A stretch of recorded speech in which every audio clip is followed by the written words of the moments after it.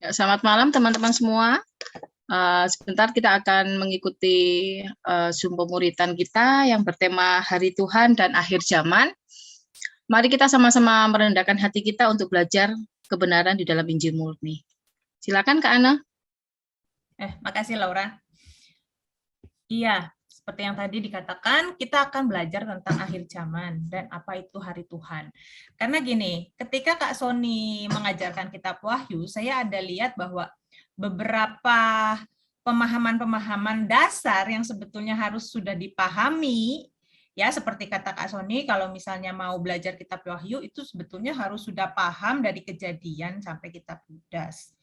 Tetapi ada beberapa hal prinsip yang sebetulnya ada di dalam Kejadian sampai kitab Yudas itu, di dalam Perjanjian Lama dan di dalam Perjanjian Baru, yang belum dipahami. Akibatnya banyak pertanyaan-pertanyaan yang kebingungan ketika Kak Sony mengajarkan tentang kitab Wahyu, jadi bingung gitu. Nah, ketika saya melihat itu, saya kira saya harus menjelaskan tentang prinsip-prinsip ini, ya, yaitu kalau kita bicara kitab Wahyu, sangat kental dengan sangat banyak pengajaran tentang akhir zaman, tentang eskatologis. Nah, apa itu akhir zaman? Kita akan bicara ke situ ya. Nih ya, jadi akhir zaman. Kalau kita lihat di dalam Alkitab, kata akhir zaman itu sebetulnya ya akhir zaman gitu ya. Zaman itu kan sebetulnya suatu tahun, suatu masa, suatu era gitu. Nah, tetapi kata zaman sendiri di dalam Perjanjian Lama memakai kata yom. Yom itu berarti adalah hari. Jadi akhir zaman ini bisa dikatakan adalah hari-hari terakhir, waktu terakhir. Tetapi bisa juga berarti suatu era, suatu masa. Nah, suatu era, suatu masa, suatu waktu, suatu hari-hari gitu ya. Itu adalah suatu rentang waktu kan.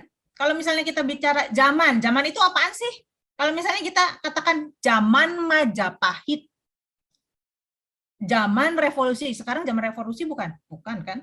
Sekarang zaman Orde Baru bukan? Bukan kan? Sekarang bukan zaman Majapahit juga, bukan gitu kan? Nah, jadi zaman atau waktu itu adalah suatu rentang waktu kan, tertentu yang dibatasi dimulai dan diakhiri. Ada satu garis, ini mulainya zaman ini dan ini adalah waktu di mana zaman ini berakhir, dimulai dan berakhir ya. Nah, itu maksud zaman ya. Jelas dulu sampai sini ya. Zaman itu adalah suatu periode waktu tertentu. Panjangnya berapa lama? Oh ya, tergantung. Contoh misalnya kita bilang zaman dinosaurus. Panjangnya berapa lama? Jutaan tahun. Gitu. Zaman revolusi, panjangnya berapa lama? Cuma berapa tahun sih? Zaman Orde Baru. Nah, dari tahun 66 sampai tahun 98 gitu kan. Jadi suatu rentang waktu tertentu zaman itu artinya, ya. Berarti kalau gitu, kalau zaman itu adalah waktu atau hari-hari, berarti kalau akhir zaman adalah waktu atau hari-hari terakhir. Atau akhir dari sebuah masa, akhir dari sebuah era. Nah, misalnya gini, akhir dari zaman Orde Baru, berarti dimulainya zaman reformasi, gitu kan? Nah, kalau akhir zaman itu berarti akhir dari sebuah waktu, akhir dari sebuah masa, akhir dari sebuah era, dan akan berlanjut ke dimulainya zaman yang baru. Bisa juga akhir dari sebuah generasi. Misalnya, zaman baby boomer, itu generasi baby boomer. Ya, zaman milenial gitu, itu generasi.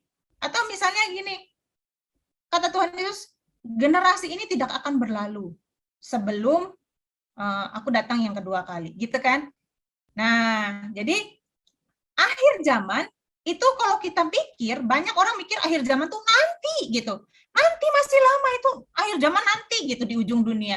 Enggak, zaman yang mana dulu? Harus jelas, ini lagi ngomongin zaman yang mana dulu kan? Jangan bilang nanti-nanti. Kalau akhir zaman Majapahit udah terjadi loh. Akhir zaman Perjanjian Lama udah terjadi loh. Ya. Jadi akhir zaman itu bisa berarti akhir dari sebuah masa, akhir dari sebuah periode, akhir dari sebuah era, atau bisa juga akhir dari sebuah generasi. Oke, saya tunjukkan ya. Misalnya di Kejadian 6 ayat 4. Pada waktu itu orang-orang raksasa ada di bumi dan juga pada waktu sesudahnya ketika anak-anak Allah menghampiri anak-anak perempuan manusia dan perempuan-perempuan itu melahirkan anak bagi mereka. Inilah orang-orang yang gagah perkasa di zaman purbakala, orang-orang yang kenamaan. Jadi pada waktu ini terjadi, pada waktu Kejadian 6 ayat 4 ini, peristiwa yang ditulis di situ ya, yang dimaksud di situ, itu adalah zaman purbakala menurut sudut pandang si penulis. Gitu. Jadi zamannya si penulis sudah bukan zaman purbakala, zamannya dia saat itu. Tapi apa yang terjadi menurut si penulis itu adalah zaman purbakala gitu. Dan zaman purbakala itu udah selesai menurut si sudut pandang si penulis.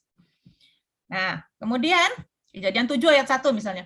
Lalu tuh berfirmanlah Tuhan kepada Nuh, masuklah ke dalam bahtera, engkau dan seisi rumahmu, sebab engkau yang kulihat benar di antara orang-orang zaman ini. Nah, orang-orang zaman ini. Jadi zamannya Nuh, zaman ini. Tadi dikatakan ada zaman purbakala, sekarang ada zaman ini. Zaman ini bukan zaman purbakala. Selanjutnya, Ulangan 4 ayat 32.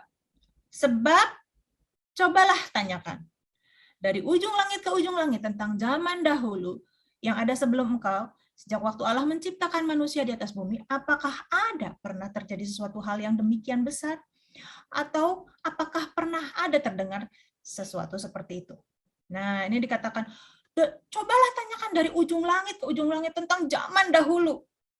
Zaman yang sebelum kita ada gitu, sebelum manusia ada. Ketika Tuhan menciptakan, zaman penciptaan itu zaman dahulu. Jadi zaman itu ada macam-macam. Ada zaman para hakim, zaman raja-raja Israel, zaman raja-raja Yehuda. Misalnya dikatakan gini, zaman Raja Salomo. Kalau pada waktu itu si penulis misalnya sudah zaman Raja Hizkia, berarti zaman Raja Salomo sudah lalu, sudah lewat. Gitu, ya. Nah, lagi misalnya di kitab Mazmur. Ini hanya beberapa dari apa yang Alkitab tunjukkan bahwa zaman itu yaitu suatu era, suatu rentang masa, waktu. Gitu. Nah, jadi kalau misalnya dikatakan akhir zaman, oke. Yang mana yang zaman yang sudah berakhir? Yang mana yang dimaksudkan akhir zaman? Bagi siapa akhir zaman? Kalau misalnya sudah berakhir zaman hakim-hakim, ya udah zaman hakim-hakim. Zaman raja-raja itu adalah zaman berikutnya. Ketika zaman raja-raja, zaman hakim-hakim sudah berakhir. Paham ya sampai sini ya? Oke? Kalau misalnya dikatakan akhir zaman, bisa jadi itu akhir zaman para hakim. Dimulainya zaman baru, yaitu zaman raja-raja. Jadi jangan mengeneralisasi akhir zaman itu nanti ketika kiamat gitu. Belum tentu zaman yang mana dulu. Ya, kalau misalnya dikatakan akhir dari zaman para hakim, maksudnya ya udah berarti sekarang zaman raja-raja gitu. Oke, ya, lanjut. Di dalam Perjanjian Lama, orang Perjanjian Lama itu punya konsep gini. Mereka tuh melihat sudut pandang tuh zaman sekarang, zaman mereka hidup, ya orang-orang Perjanjian Lama itu hidup, siapapun itu, zaman ini dan zaman yang akan datang. Nah, setelah zaman ini berakhir, maka zaman yang akan datang dimulai. Zaman baru akan dimulai. Jadi begitu ininya, kan tadi kan dikatakan, oh ada zaman purbakala, ada zaman sekarang. Ada zaman para hakim, ada zaman raja-raja, kayak gitu. Ya. Jadi mereka punya konsep, kalau zaman ini berakhir, maka zaman yang baru dimulai. Misalnya, di Yesaya 43 ayat 18, firman-Nya, jangan ingat-ingat hal yang dahulu dan jangan perhatikan hal-hal yang dari zaman purbakala. Lihat, aku hendak membuat sesuatu yang baru, yang sekarang sudah tumbuh. Belumkah kamu mengetahuinya? Ya, aku hendak membuat jalan di padang gurun dan sungai-sungai di padang belantara. Nah, begitu juga tentang langit dan bumi. Yesaya 65 ayat 17 dikatakan, sebab sesungguhnya aku menciptakan langit dan bumi yang baru. Berarti yang sekarang adalah langit dan bumi yang lama dong. Yang harus digantikan oleh langit dan bumi yang baru yang akan diciptakan Tuhan. Jadi zaman yang sekarang dalam pandangan Yesaya 65 ayat 17 ini adalah zaman langit dan bumi yang sekarang. Tetapi Tuhan akan memulai suatu zaman yang baru, yaitu langit dan bumi yang baru. Ya. Hal-hal yang dulu yang di zaman yang sudah berlalu tidak akan diingat lagi dan tidak akan timbul di dalam hati dan seterusnya dan seterusnya. Bisa dibaca di Yesaya 65 dan seterusnya. Ya. Di perjanjian lama juga ada waktunya Tuhan atau harinya Tuhan. Tadi saya bilang kan zaman itu yom dalam bahasa Ibrani-nya. Yom itu sering diartikan sebagai hari. Dan yom juga bisa berarti waktu. Yom juga bisa berarti suatu era, suatu masa, atau suatu rentang waktu tertentu. Nah, di perjanjian lama ada kata tentang hari Tuhan. Dan orang perjanjian lama, terutama di masa-masa pembuangan, itu memahami bahwa hari Tuhan adalah hari penghakiman. Ketika orang Israel tidak setia, mereka dibuang. Demikian juga ketika orang-orang kerajaan Yehuda tidak setia, mereka dibuang ke Babel. Orang Israel dibuang ke Asyur, orang Yehuda dibuang ke Babel. Hari Tuhan adalah hari penghakiman. Ketika orang Israel tidak setia, mereka mengalami penderitaan. Mereka dicabut dari segala miliknya, mereka tidak punya lagi kebanggaan, mereka tidak lagi punya bait Allah. Dan kalau nggak punya bait Allah, mereka nggak bisa minta ampun dong, di mana mereka harus potong domba untuk meminta ampun kepada Tuhan. Dan ini betul-betul celaka buat mereka. Udah salah, mau minta ampun juga nggak bisa. Gitu. Jadi mereka betul-betul terpuruk ketika masa pembuangan. Nah, di masa-masa itu, ketika kerajaan Yehuda semakin merosot dan akhirnya dibuang, ada nubuat-nubuat tentang hari Tuhan. Hari Tuhan adalah hari penghakiman. Tentu pada saat itu ada orang-orang saleh yang setia. Ya, nabi-nabi yang setia, yang bahkan ketika menyuarakan suara Tuhan supaya raja-raja itu bertobat, malah mereka disiksa, malah mereka dianiaya oleh raja-raja. Dan ketika itu datanglah nubuat-nubuat tentang hari Tuhan, yang artinya adalah hari penghakiman. Hari penghakiman itu untuk membalaskan hari di mana Tuhan menghukum, membalaskan musuh-musuhnya. Hari pemusnahan musuh-musuh Allah. Itu yang dipahami oleh orang perjanjian lama tentang hari Tuhan. Dan di sisi lain adalah hari di mana umat Tuhan dipulihkan. Hari di mana umat Tuhan diselamatkan. Hari di mana umat Tuhan dibela. Di satu sisi, hari Tuhan adalah hari penghukuman. Hari Allah membalaskan musuh-musuhnya. Maka kalau misalnya baca tentang hari Tuhan di perjanjian lama, itu kayak ngeri, abstrak, penuh lambang-lambang, dan bingung gitu. Misalnya di Yoel 2, saudara bisa baca sendiri. Yoel 2 itu penuh kengerian, tetapi juga di satu sisi Tuhan datang dengan pasukannya, terus ada pemusnahan, di situ ada gempa bumi dan segala macam. Tetapi di sisi lain juga pelaksana firman-Nya kuat, mereka berjalan terus gitu, teguh, berjalan terus maju ke depan. Ada pasukannya Tuhan. Nah, kenapa? Karena di situ ada pembelaan untuk orang-orang yang setia kepada Tuhan. Gitu. Ya, nah selanjutnya di Daniel 12 ayat 13 misalnya. Tetapi engkau, Daniel ini ya maksudnya, pergilah sampai tiba akhir zaman dan engkau akan beristirahat dan akan bangkit untuk mendapat bagianmu pada kesudahan zaman. Jadi Daniel yang setia kepada Tuhan, yang betul-betul beriman dengan teguh, sampai akhir hayatnya, dia akan mendapatkan bagiannya di hari Tuhan, di kesudahan zaman. Di satu sisi juga akhir zaman memang bisa berarti suatu masa atau era, tapi memang bisa berarti juga betul-betul kesudahan dunia ini, bisa kan? Ya, tapi tidak selalu, jangan selalu berkata bahwa akhir zaman itu adalah kesudahan dunia, tidak selalu. Bisa berarti kesudahan dunia, kesudahan zaman ini, tetapi juga bisa jadi kesudahan suatu waktu gitu ya. Nah, Yesaya 66 ayat 2, sebab sama seperti langit dan bumi yang baru yang akan kujadikan itu tinggal tetap di hadapanku, demikianlah firman Tuhan. Demikian keturunanmu dan namamu akan tinggal tetap. Nah, jadi ini ada reward kepada orang-orang yang setia kepada Tuhan yang akan masuk ke dalam langit dan bumi yang baru. Bulan berganti bulan dan sabat berganti sabat, maka seluruh umat manusia akan datang dan sujud menyembah di hadapanku. Firman Tuhan ini soal pemulihan. Ya, mereka akan keluar dan akan memandangi bangkai orang-orang yang telah memberontak kepadaku. Nah, di situ kan ada penghukuman kan terhadap musuh-musuhnya Tuhan. Di situ ulat-ulatnya tidak akan mati dan apinya tidak akan padam. Maka semuanya akan menjadi kengerian bagi segala yang hidup. Ini adalah beberapa ayat aja, saya nggak bisa kumpulin semua ayatnya. Tetapi intinya adalah kalau orang Perjanjian Lama bicara tentang hari Tuhan, itu adalah hari di mana umat Tuhan dipulihkan, umat Tuhan diselamatkan, umat Tuhan dibenarkan, ya. Dan hari di mana sebaliknya hari di mana Tuhan menghukum dan membalaskan musuh-musuhnya. Nah, hari Tuhan juga berarti hari kedatangan Mesias, sebab Mesias inilah yang akan membela, menyelamatkan umatnya dan menghukum musuh-musuh Yahweh. Jadi hari Tuhan itu juga berarti hari kedatangan Mesias yang akan menghancurkan musuh-musuh Allah dan menyelamatkan, memulihkan umat Allah yang setia.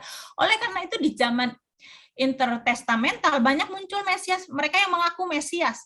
Karena di zaman intertestamental, zaman antara Perjanjian Lama ke Perjanjian Baru sebelum Tuhan Yesus lahir itu ya, orang Israel dijajah oleh bangsa Yunani dan Romawi. Mereka sudah bisa kembali ke tanah perjanjian, tetapi tetap terjajah. Mereka nggak bisa bebas.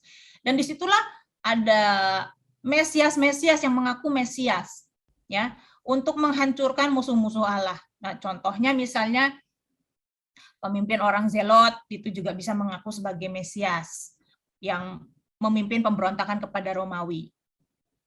Nah, jadi Mesias adalah orang yang akan menghancurkan musuh-musuh Allah dan menyelamatkan, memulihkan umat Allah.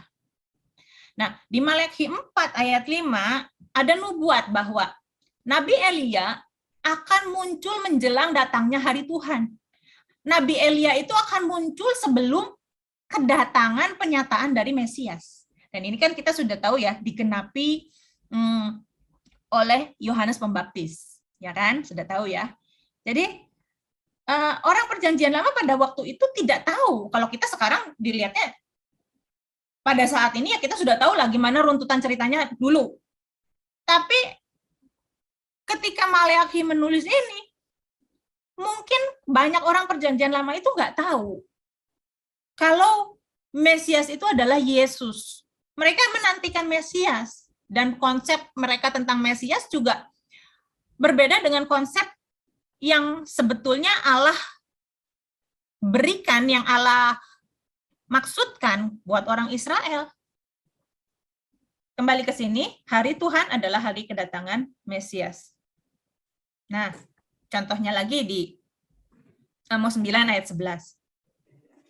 Pada hari itu aku akan mendirikan kembali pondok Daud yang telah roboh. Aku akan menutup pecahan dindingnya dan akan mendirikan kembali reruntuhannya. Aku akan membangunnya kembali seperti zaman dulu kala. Ini adalah nubuatan bahwa akan datang Mesias dari keturunan Daud yang akan memulihkan umat Tuhan.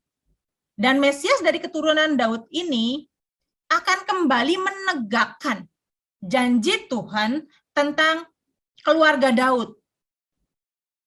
Ya, bahwa dari keturunannya akan menjadi raja untuk selama-lamanya. Itu kan janji tentang Mesias yang janji Tuhan kepada Daud tentang keturunannya kan.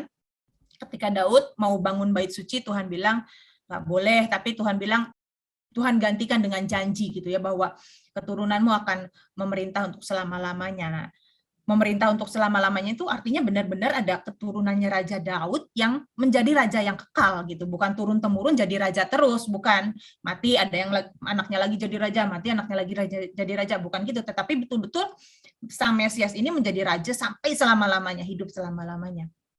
Nah, asalnya pondok Daud ini sudah roboh. Kenapa? Karena ketika orang Yehuda dibuang ke Babel, udah nggak ada lagi namanya raja dari keturunan Daud, itu udah nggak ada lagi. Jadi roboh. Dinasti Daud itu roboh.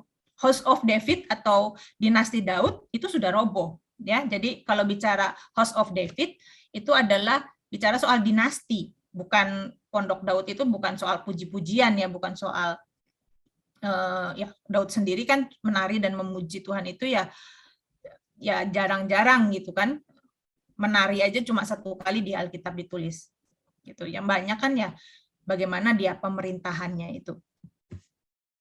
Nah, selanjutnya ini adalah konsep orang PL tentang zaman ini dan zaman yang akan datang. Jadi ketika zaman ini berakhir, diakhiri dengan kedatangan Mesias, dan kedatangan Mesias ini mengawali zaman yang akan datang.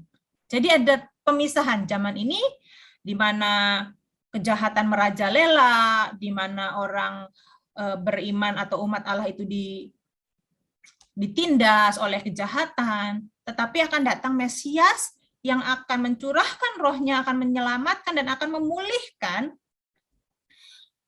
umatnya serta membangkitkan orang mati, maka dimulailah zaman yang akan datang. Ini adalah konsep di Perjanjian Lama, konsep orang Yahudi. Nah, bagaimana dengan di Perjanjian Baru? Oke, di Perjanjian Baru, akhir zaman itu dalam bahasa Yunaninya adalah eskatos hemera. Ya, yang pertama eskatos hemera, yaitu adalah hari-hari terakhir. Orang Perjanjian Lama tadi kan punya konsep, zaman mereka adalah zaman sekarang. Zaman Perjanjian Lama, dari sudut orang Perjanjian Lama, itu adalah zaman sekarang, this age. Tapi kemudian, zaman itu akan berakhir ketika Mesias datang. Nah, ini kan, ya, Mesias datang, maka dimulailah zaman yang baru. Nah, di Perjanjian Baru kita tahu bahwa Mesias itu sudah datang. Maka ketika Mesias datang, justru di Perjanjian Baru itu dimulainya akhir zaman atau hari-hari terakhir. Nanti saya kasih lihat ya perbedaan konsepnya. Ya. Nah, ini Yohanes 6 ayat 54. Barang siapa makan dagingku dan minum darahku, artinya menghidupi hidup Tuhan Yesus, ya, makan dagingku dan minum darahku, menyerap spirit, menyerap kehidupan Tuhan Yesus dan menghidupi kehidupan Tuhan Yesus, maka ia mempunyai hidup yang kekal dan aku akan membangkitkan dia pada akhir zaman. Pada hari-hari terakhir, dia akan mempunyai hidup yang kekal dan dia akan bangkit di akhir zaman. 1 Korintus 10 ayat 11. Semuanya ini telah menimpa mereka sebagai contoh dan dituliskan untuk menjadi peringatan bagi kita yang hidup pada waktu di mana zaman akhir telah tiba. Nah, kita hidup di zaman akhir. Jadi Paulus tuh bilang, kita ini loh, Paulus dan jemaat itu, jemaat di Korintus, hidup di mana zaman akhir ini udah datang. Jadi orang Perjanjian Baru memahami bahwa ketika Tuhan Yesus datang, yang pertama lahir, mati, dan bangkit, itulah dimulainya akhir zaman. Mungkin Bapak Ibu Saudara nggak ngerti ya yang Yohanes 6 ayat 54 ini saya jelaskan lagi. Ia mempunyai hidup yang kekal dan aku akan membangkitkan dia pada akhir zaman. Jadi gini, ketika orang percaya menghidupi hidup Tuhan Yesus, maka mereka harus mati bagi daging dan hidup bagi roh. Jadi kalau kita menghidupi hidupnya Tuhan Yesus, kita memiliki hidup kekal mulai dari sekarang dan kita sudah dibangkitkan bersama dengan Kristus. Jadi jangan pikir nanti, ini soal nanti, bukan, ini sekarang. Kalau kita menghidupi hidupnya Tuhan Yesus, makan dagingku dan minum darahku, Tuhan membangkitkan kita itu sekarang. Yang bangkit apanya? Rohnya dulu yang bangkit. Asalnya roh kita mati terpisah dari Allah, sekarang roh kita dibangkitkan, itu maksudnya. Ya. Dan kita ini hidup di akhir zaman. Nah, 1 Petrus 1 ayat 20. Ia, maksudnya Tuhan Yesus, telah dipilih sebelum dunia dijadikan. Tetapi karena kamu baru menyatakan dirinya pada akhir zaman. Jadi waktu Tuhan Yesus menyatakan dirinya, inilah akhir zaman. Ya. Yang terutama yang harus kamu ketahui ialah bahwa pada hari-hari zaman akhir akan tampil pengejek-pengejek dengan ejekan-ejekannya, yaitu orang yang hidup menuruti hawa nafsunya. Nah, ini bahaya di akhir zaman, bahaya di zaman sekarang ini adalah juga banyak pengejek-pengejek, banyak orang yang hidup menuruti hawa nafsu. Ngapain hidup saleh? Kita kan sudah ditebus, ngapain hidup kudus? Sempurna. Mana ada sih orang yang sempurna? Sempurna itu hanya milik Tuhan. Udahlah, buat apa? Keselamatan itu bukan karena perbuatan baik. Misalnya, contoh pengejek-pengejek itu seperti itu. Orang yang hidup menuruti hawa nafsunya, karena mereka ingin mengikuti hawa nafsunya, mereka mengejek orang-orang yang berusaha hidup kudus. Nah, ini adalah beberapa ayat yang menunjukkan bahwa di Perjanjian Baru, konsep akhir zaman itu adalah hari-hari terakhir yang dimulai ketika Tuhan Yesus lahir, datang pertama kali, kemudian mati, dan kemudian bangkit. Sama toh, sama Perjanjian Lama ada sedikit persamaan kan? bahwa ketika Mesias datang, ya, ketika penyelamatan oleh Mesias terjadi, itulah dimulainya ke zaman yang baru. Tetapi ada perbedaan, ya. Nah, ini perbedaannya. Di Perjanjian Lama ini seperti ini. Tadi kita sudah lihat, ya. Zaman yang baru itu terjadi ketika kedatangan Mesias. Tetapi kita pernah baca pasti bahwa Tuhan Yesus berkata seperti ini, kalau aku mengusir roh jahat, maka kerajaan Allah sudah datang, ya, kepadamu. Pernah kan baca seperti itu? Ada beberapa ayat juga, saya nggak bisa dengan detail jelaskan satu persatu. Jadi konsep perjanjian baru itu, kerajaan Allah itu sebetulnya sudah datang, tetapi belum dipenuhi sepenuhnya. Kalau orang perjanjian lama memahami bahwa masa sekarang itu adalah masa langit dan bumi yang ini. Tapi nanti ketika Mesias datang, maka ada zaman yang akan datang dan itu adalah langit dan bumi yang baru. Nah, orang perjanjian baru itu punya konsep seperti ini. Ya, kedatangan Yesus yang pertama yaitu kelahirannya, kematian dan kebangkitannya memulai suatu zaman yang baru. Tetapi zaman yang baru itu belum dipenuhi sepenuhnya. Jadi ada tumpang tindih antara zaman yang lama dengan zaman yang baru. Kan Tuhan Yesus katakan gini ya, salah satunya ya, misalnya saya kasih contoh ya. Kerajaan Allah sudah datang. Emangnya kerajaan Allah betul-betul sudah datang? Emangnya kita sudah masuk surga? Kan belum. Apakah Tuhan Yesus sudah betul-betul meraja? Kan belum. Apakah iblis sudah dikalahkan sepenuhnya, dibuang ke neraka? Kan belum. Apakah kejahatan sudah sirna? Kan belum. Sedangkan di perjanjian lama, ya, di konsepnya perjanjian lama, nah ini, Mesias itu kan akan datang menghabisi musuh-musuh Allah, ya kan? Tapi apakah di perjanjian baru ketika Mesias datang itu musuh-musuh Allah sudah dihabisi? Belum, ketika Tuhan Yesus datang pertama kali. Maka harus ada kedatangan Tuhan Yesus yang kedua untuk pemenuhannya. Untuk pemenuhan kepada zaman yang akan datang. Ya. Saya ini mau melengkapi pengajaran tentang kisah Wahyu, tapi saya nggak membahas kitab Wahyunya. Saya mau melengkapi pengertian kita semua yang ada di sini secara alkitabiah. Jadi saya ngambil sana sini yang sebetulnya tuh suatu pengertian yang klop gitu loh, yang saling melengkapi, yang pengertian yang istilahnya itu pengertian yang alkitabiah. Jadi kita nggak ngambil sepotong-sepotong hanya dari kitab Wahyu aja. Saya mau menawarkan ini loh pandangan alkitabiah. Semua Alkitab ini bicaranya ya kayak begini. Nah, misalnya tadi ya, kembali ke sini. Di Matius 24 misalnya ya, dikatakan ya, semua itu adalah permulaan penderitaan menjelang zaman baru, gitu kan?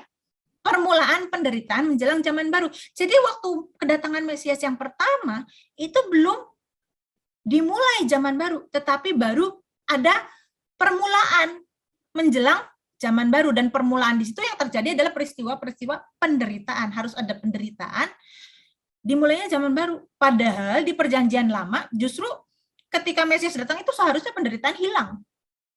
Musuh-musuh dihancurkan, musuh-musuh umat Tuhan, musuh-musuh Allah, musuh-musuh Yahweh itu dihancurkan. Tapi ternyata ketika mau zaman baru ini, Mesias sudah datang dan mau zaman baru, mau masuk ke zaman baru, justru malah ada penderitaan buat umat Tuhan.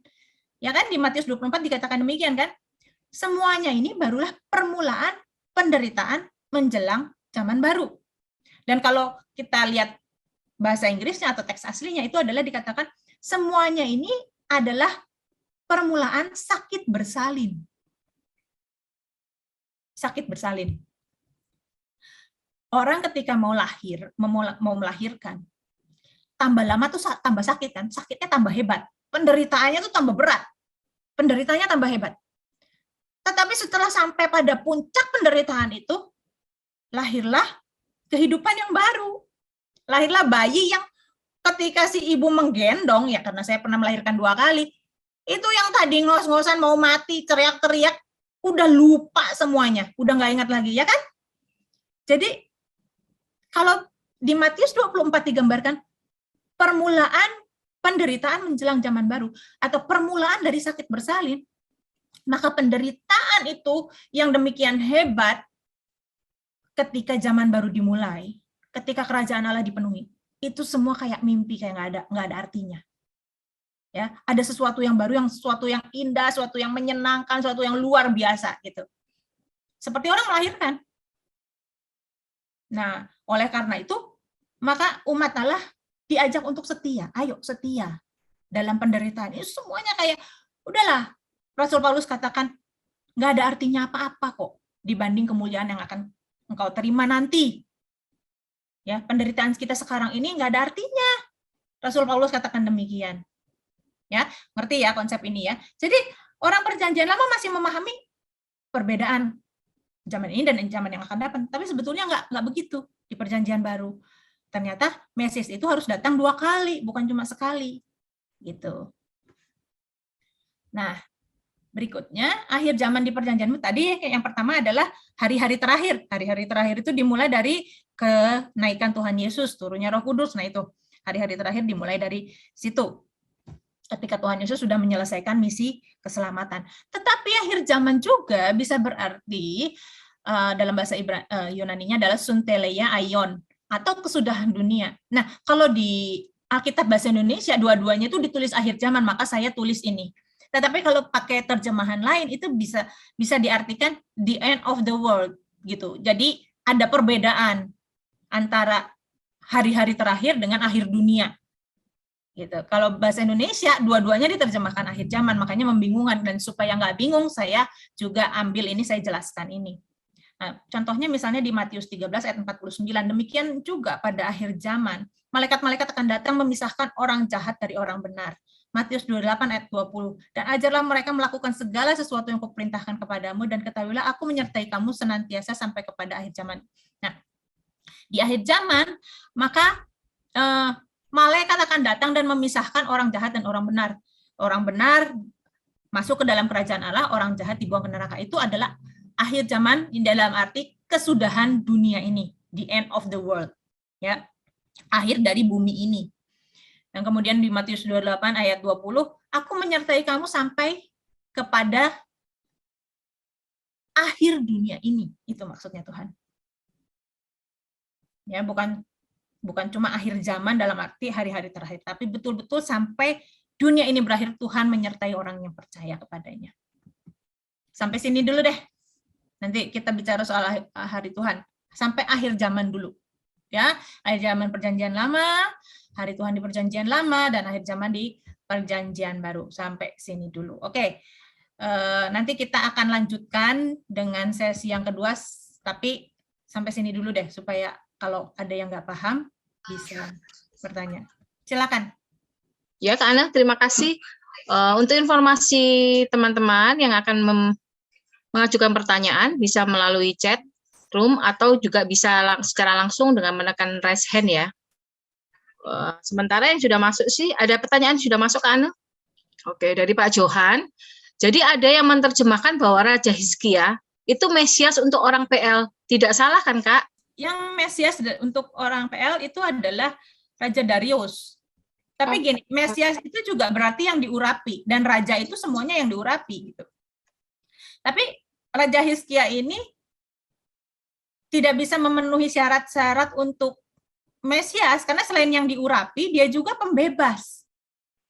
Nah, di akhir hidupnya Raja Hizkia ini banyak melakukan kesalahan yang pada akhirnya mencelakakan orang Israel. Yang terkenal pada saat itu adalah Raja Darius. Sorry, bukan Raja Darius, Kores, Raja orang Persia, Media Persia, bukan Raja Darius, sorry. Kores yang tangan kanannya kupegang itu. Kenapa? Karena Kores ini mengizinkan orang-orang Israel pulang, membela mereka, mendukung pembangunan bait suci itu. Jadi di situ ada pemenuhan bahwa nubuat tentang bahwa dia adalah orang yang menyelamatkan umat Tuhan, memulihkan umat Tuhan, seperti itu. Ya, silakan selanjutnya. Ya, cukup jelas ya Pak Johan? Oke, terima kasih. Sambil menunggu pertanyaan yang lain, Laura ada pertanyaan nih Kak Ana. Tadi Kak Ana kan menyampaikan bahwa ada tumpang tindih antara perjanjian lama dan perjanjian baru. di mana Mesias kan sudah hadir, sudah ada. Ini tumpang tindinya ini kan menuju proses akhir zaman ya Kak Ana? Bukan tumpang tindih, tapi ada pengertian yang berbeda, Laura. Jadi gini, orang perjanjian lama itu memahami bahwa Mesias itu datang cuma satu kali. Tetapi kenyataannya ternyata Mesias itu datang 2 kali. Tuhan Yesus itu datang 2 kali. Gitu. Disitulah dilengkapi pemahamannya dengan pemahaman di perjanjian baru itu. Gitu, Laura. Oke, terima kasih Ini Kak Ana. ada yang raise hand, Laura? Ya.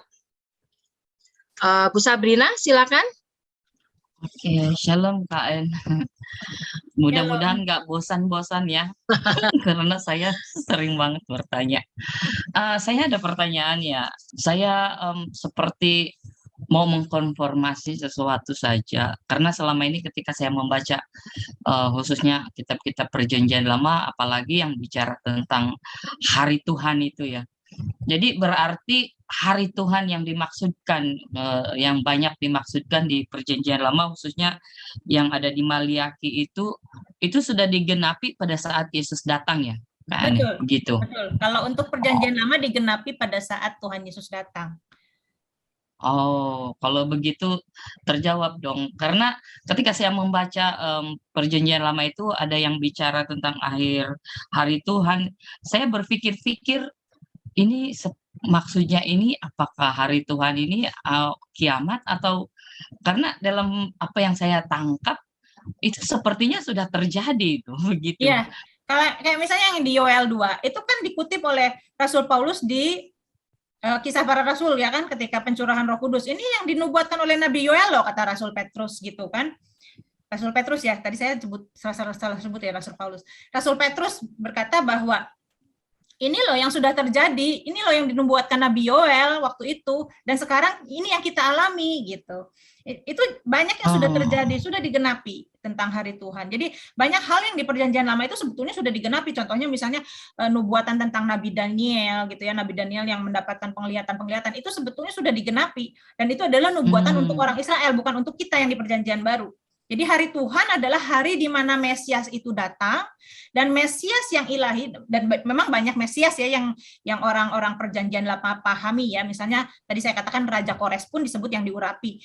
Nah, tetapi ada satu Mesias yang ilahi, dan ini adalah dinubuatkan oleh Nabi Daniel, oleh Nabi Mika ya. Banyak ya, misalnya Nabi Daniel dikatakan yang lanjut usianya memberikan kuasa kepada yang serupa dengan anak manusia. Nah, itu kan berarti yang ilahi, misalnya di Mika, yang kerajaannya sudah sejak dahulu kala, sejak purbakala misalnya gitu. Nah, Mesias yang ilahi inilah yang dinanti-nantikan oleh orang Perjanjian Lama, dan pemenuhannya terjadi dalam Tuhan Yesus Kristus, yaitu apa? Bahwa ketika Mesias datang, musuh Allah dikalahkan. Memang iblis diikat, ya kan? Kemudian dosa diampuni, kemudian roh dicurahkan, Roh Kudus dicurahkan. Itu semua sudah digenapi tentang kedatangan Mesias yang dinantikan oleh orang Perjanjian Lama. Namun orang Israel menolak bahwa Mesias yang dijanjikan, Mesias yang ilahi itu adalah Tuhan Yesus. Oke, begitu ya Bu Sabrina. Oke, wah, oke, terima kasih sama kita. Oke, terima kasih Bu Sabrina. Langsung aja ke Pak Timur. Nanti untuk pertanyaan selanjutnya Laura batasi lagi 1 orang. Setelah Pak Timur, 1 orang lagi pertanyaan, baru kita lanjut ya Kak Ana. Ya. Oke, sudah ya? Ya. Mau tanya ini, adakah sudah terjadi kesalahpahaman atau gagal memahami tentang hari Tuhan ini pada masa-masa gereja Perjanjian Baru atau gereja awal lah, itu apakah sudah terjadi? Mengingat mungkin karena siksaan yang terlalu berat, dia sudah berharap Tuhan itu segera datang atau bagaimana lah begitu. Intinya adakah gagal paham tentang hari Tuhan ini pada masa-masa gereja awal-awal atau gereja yang masih muda waktu itu? Ada Pak Timur. Sebentar saya cari dulu ayatnya ya. Nah, tentang kedatangan Tuhan kita Yesus Kristus dan terhimpunnya kita dengan Dia, kami minta kepadamu saudara-saudara, supaya kamu jangan lekas bingung dan gelisah, baik oleh ilham roh maupun oleh pemberitaan atau surat yang dikatakan dari kami, seolah oleh hari Tuhan telah tiba. Nah, Janganlah kamu memberi dirimu disesatkan orang dengan cara yang bagaimanapun juga, sebab sebelum hari itu haruslah datang dahulu murtad dan haruslah dinyatakan dahulu manusia durhaka yang harus binasa, yaitu lawan yang meninggikan diri di atas segala yang disebut atau disembah sebagai Allah, bahkan ia duduk di bait Allah dan mau menyatakan diri sebagai Allah. Nah, Paulus katakan bahwa jangan kamu disesatkan, seolah-olah hari Tuhan itu udah datang. Ketika mereka mengalami penderitaan, dan memang di surat-surat para rasul, bukan hanya Rasul Paulus saja, mereka memahami bahwa Yesus Kristus, Tuhan Yesus, itu akan segera datang di zaman mereka. Nah, tetapi ternyata nggak datang-datang. Itu kesalahpahaman juga. Dan ketika itu mereka pikir bahwa, wah, Tuhan Yesus ini mau datang nih sekarang. Coba kita lihat bagaimana kehidupan jemaat mula-mula. Mereka itu kalau punya sesuatu, mereka betul-betul jual dan bagi-bagikan. Mereka nggak nabung, bahkan ya, udah nggak peduli dengan hal-hal yang betul-betul dianggap materi gitu ya. Mereka udah nggak peduli. Nah, ketika Tuhan nggak datang-datang, akhirnya mereka mikir, wah, ternyata Tuhan Yesus ini nggak segera datang saat ini juga ya. Dikirakan saat ini juga mau datang, bentar lagi mau datang, dan betul-betul dalam konsep mereka pada zaman mereka hidup Tuhan Yesus datang. Akhirnya mereka gitu, betul-betul mengkesampingkan segala hal-hal yang berhidupan dengan hidup jasmania di dunia ini. Nah, itulah terjadi kesesatan-kesesatan. Tuhan nggak pengen begitu sebetulnya. Orang tetap harus bekerja, harus bertanggung jawab, harus menabung gitu. Kan pada saat itu mereka udah nggak peduli apa-apa. Nah, itulah terjadi kesalahpahaman, hidupnya jadi nggak bertanggung jawab. Rasul Paulus mau meluruskan di sini. Tunggu, ini Tuhan itu bukan, jangan dipikir segera datang terus kamu nggak peduli lagi dengan kehidupan di dunia ini. Jangan, ya. Kamu harus hidup bertanggung jawab. Rasul Paulus menasihati jemaat Tesalonika itu seperti itu. Kamu harus memelihara bumi, kan banyak nih kesalahpahaman terutama pada gereja-gereja Pentakosta ya. Kalau saya menyinggung Pentakosta karena saya lahir di gereja Pentakosta, jadi supaya nggak tersinggung kalau saya nyebut gereja lain, nanti yang tersinggung yang lain gitu ya. Saya dari gereja Pentakosta. Nah, banyak kan gereja-gereja Pentakosta yang, oh Tuhan mau datang, dan akhirnya hidup nggak bertanggung jawab. Bahkan banyak sekte-sekte yang misalnya, Tuhan mau datang kapan gitu ya, hari ini tanggal segini, dijual semua, pakai baju putih-putih, terus berhenti bekerja, terus hanya berdoa, terus taunya Tuhan nggak datang-datang, padahal sudah dijual semua, sudah berhenti dari kerjaan. Itu yang Rasul Paulus di sini mau ajarkan. Jangan berpikiran seperti itu pikiran yang sesat. Kita tetap harus membangun dunia ini. Untuk apa? Kalau kita masih diberi kehidupan, masih dikasih umur panjang, yuk kita berkarya untuk kerajaan Allah, selamatkan manusia sebanyak-banyaknya, itu maksudnya. Gitu Pak Timur. Oke. Ya, jadi cukup meresahkan ya ajaran ini ternyata sejak awal-awal gereja itu juga. Iya, betul Pak. Terima kasih. Ya Pak, terima kasih. Ya, terima kasih Pak Timur. Satu lagi pertanyaan nih Kak Ana ya. Ya. Oke, dari Bapak Iskandar.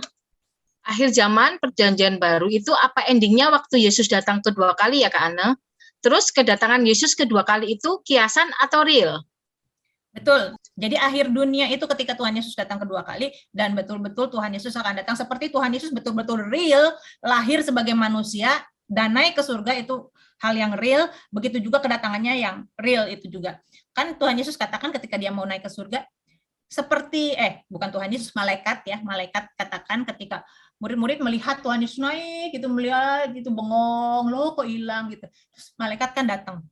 Seperti kamu melihat dia naik, demikian juga nanti dia akan turun. Seperti itu, betul-betul real, betul-betul nyata. Itu Tuhan Yesus yang ketika hidup sebagai manusia, fisik, bisa dipegang, bisa berinteraksi dengan mereka, begitu juga kedatangannya. Dan pemenuhan dia nanti Tuhan Yesus meraja, sungguh-sungguh betul menjadi raja. Itu adalah nanti ketika kedatangannya yang kedua kali, ketika dunia ini berakhir. Gitu, Pak Iskandar. Oke. Terima kasih. Bisa dilanjut ya Kak Ana? Terima kasih Laura. Kita lanjutkan ya. Tadi kita sudah bicara soal hari Tuhan di Perjanjian Lama. Nah, sekarang bagaimana sih soal hari Tuhan di Perjanjian Baru? Jadi, kalau di Perjanjian Lama, hari Tuhan adalah kedatangan Mesias, dan ternyata kedatangan Mesias itu orang Perjanjian Lama itu kurang memahami bahwa Mesias itu datangnya 2 kali gitu. Nah, orang perjanjian baru memahami hal itu. Kenapa? Karena ketika Tuhan Yesus naik ke surga, Tuhan Yesus katakan bahwa aku akan datang kembali. Kedatangannya yang kedua kali atau parousia. Nah, oleh karena itu di banyak tulisan di perjanjian baru, kata-kata hari Tuhan itu mengacu kepada parousia atau kedatangan Tuhan Yesus yang kedua kali. Tetapi nggak selalu demikian. Contohnya misalnya di kitab Wahyu, Yohanes itu, aku mendapatkan penglihatan-penglihatan ini tuh pada hari Tuhan gitu. Nah, kan itu kan bukan waktu Tuhan Yesus datang kedua kali kan. Tetapi di situ bisa berarti itu adalah hari ketika kaisar biasa dipuja, hari matahari juga bisa, hari Minggu, atau di ini pengertian-pengertian pemahaman orang Kristen berikutnya adalah hari Minggu, di mana ketika hari Minggu adalah Tuhan Yesus dibangkitkan, dan hari Minggu maka disebut hari Tuhan, bukan lagi hari menyembah dewa matahari. Nah, di 2 Petrus 3 ayat 10 dikatakan demikian, tetapi hari Tuhan akan tiba seperti pencuri. Pada waktu itu langit akan lenyap dengan gemuruh yang dahsyat, dan unsur-unsur dunia akan hangus dalam nyala api, dan bumi dan segala yang ada di atasnya akan hilang lenyap. Jadi kalau di perjanjian lama hari Tuhan itu dipahami sebagai hari Mesias datang menyelamatkan umat Tuhan dan menghukum musuh-musuh Tuhan, demikian juga hari Tuhan di perjanjian baru ya memiliki hal yang sama, memiliki pengertian yang sama, bahwa langit akan gelap, gemuruh dahsyat, unsur dunia akan haus. Penghancuran dunia yang saat ini terjadi. Dunia yang saat ini kita tinggal itu penghancurannya terjadi pada saat itu. Saya lanjutkan dulu ya pembacaannya ya. Ayat yang 11, jadi jika segala sesuatu ini akan hancur secara demikian, betapa suci dan salehnya kamu harus hidup. Yaitu kamu yang menantikan dan mempercepat kedatangan hari Allah. Pada hari itu langit akan binasa dalam api, dan unsur-unsur dunia akan hancur karena nyalanya. Tetapi sesuai dengan janjinya, kita menantikan langit yang baru dan bumi yang baru, di mana terdapat kebenaran. Nah, ada kesamaan kan dengan konsep perjanjian lama? Ya iya dong, karena perjanjian lama itu, ya tentunya rasul-rasul belum punya perjanjian baru ya. Alkitab mereka adalah Alkitab perjanjian lama. Dan dasar mereka ya firman Tuhan itu adalah perjanjian lama. Jadi ada di perjanjian lama yang mereka pahami juga, ya memang begini hari Tuhan itu. Tetapi hari Tuhan yang mereka pahami sekarang, mereka ngerti, oh bahwa Mesias datang yang pertama dan sekarang Mesias yang datang kedua. Dan yang dimaksud perjanjian lama nanti terjadi penggenapannya, semuanya itu adalah kedatangan Mesias yang kedua kali. Kerajaan surga sudah datang, already but not yet, sudah datang. Contohnya misalnya Tuhan Yesus bicara kepada perempuan Samaria. Saatnya akan tiba, saatnya akan datang, dan sudah tiba sekarang. Saatnya akan datang, akan itu kan nanti. Tapi Tuhan Yesus bilang, dan sudah tiba sekarang. Nah itulah ya tadi, ada di perjanjian baru itu ada konsep bahwa zaman yang lalu dan zaman yang akan datang itu ada tumpang tindih di situ. Itu konsep perjanjian baru. Kalau konsep perjanjian lama kan putus sama sekali. Zaman yang sekarang dan zaman yang akan datang tuh betul-betul putus oleh kedatangan Mesias. Tapi kalau konsep perjanjian baru ada tumpang tindih, ada zaman yang bersamaan antara zaman sekarang dan zaman yang akan datang, yaitu zaman kerajaan Allah, di mana dimulainya itu antara kedatangan Tuhan yang pertama sampai kedatangan Tuhan yang kedua. Dan hari Tuhan di dalam perjanjian baru itu dipahami sebagai datangnya Tuhan yang kedua. Kenapa? Karena yang datangnya Tuhan yang pertama kan sudah terjadi kan. Sedangkan orang perjanjian baru menantikan kedatangan Tuhan yang kedua, di mana musuh-musuh Allah itu betul-betul dilemparkan ke neraka. Bumi ini hancur dan digantikan oleh langit dan bumi yang baru, di mana Tuhan Yesus betul-betul meraja, memerintah sebagai raja, di mana tidak ada lagi kejahatan. Nah, hari Tuhan akan tiba seperti pencuri. Pada hari itu langit akan lenyap. Ya, lihat ini. Unsur-unsur dunia akan hangus, hancur, semuanya hancur. Bumi ini hancur. Nah, jika segala sesuatu ini hancur secara demikian, betapa suci dan salehnya kamu harus hidup. Orang percaya ketika menantikan kedatangan Tuhan yang kedua, haruslah betul-betul suci dan saleh. Dengan demikian, orang percaya mempercepat kedatangan hari Tuhan. Nah, kata mempercepat ini kan berarti sebetulnya relatif kan? Relatif, dan kita bisa ikut ambil bagian di situ sebetulnya. Ikut ambil bagian untuk mempercepat kedatangan hari Tuhan. Dengan cara apa? Dengan cara suci dan saleh hidup kita. Nah, orang yang hidup suci dan saleh itu orang yang menantikan kedatangan Tuhan yang kedua. Tapi orang yang hidup sembarangan, dia pasti nggak menantikan kedatangan Tuhan yang kedua. Takut. Nah, orang yang saleh ini dijanjikan kita menantikan langit dan bumi yang baru. Sama seperti orang perjanjian lama di Yesaya, ada janji tentang langit dan bumi yang baru. Demikian juga sama ada paralelnya di sini. Orang percaya di sini juga dijanjikan untuk menantikan langit dan bumi yang baru. Contoh lagi misalnya ya, saya nggak bisa ambil semua ayat-ayatnya ya.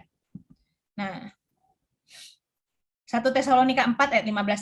Ini yang kami katakan kepadamu dengan firman Tuhan. Kita yang hidup yang masih tinggal sampai kedatangan Tuhan, sekali-sekali tidak akan mendahului mereka yang telah meninggal.